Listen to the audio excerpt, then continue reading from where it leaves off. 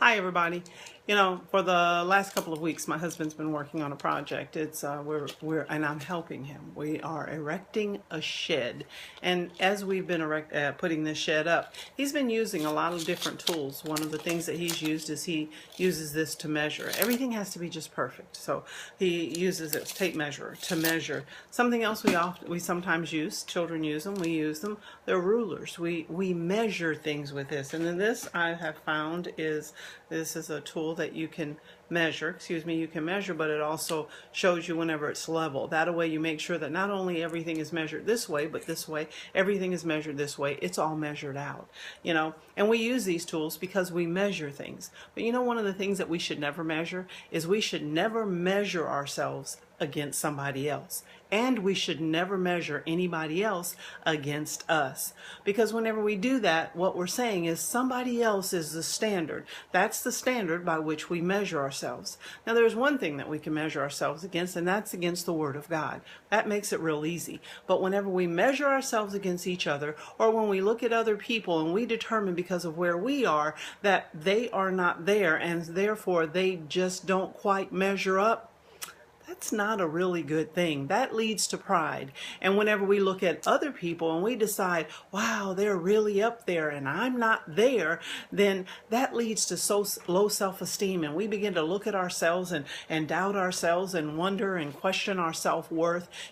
God does not measure us or compare us to anyone else.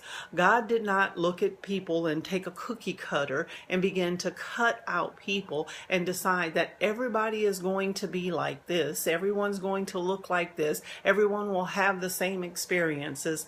That's not what he did. And you know what? I'm really glad, because if he did, the world would be like really boring. If everybody looked like me and walked like me and talked like me and had all of my life experiences, the world would be a really boring place. But God has created us all different.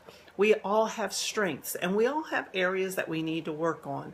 But one of the things, like I said, that we shouldn't do is we should not compare ourselves to other people and begin to wish and hope that we would be like that person. You know what? We've been called, we are Christians, to be Christ-like. That's what God has called us to do. That's who He's called us to be.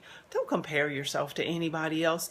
I would rather be the original me I am than a cheap imitation to somebody else. This is who God has called me to be. I'm comfortable in my skin, and I just want to encourage you, become comfortable in your skin.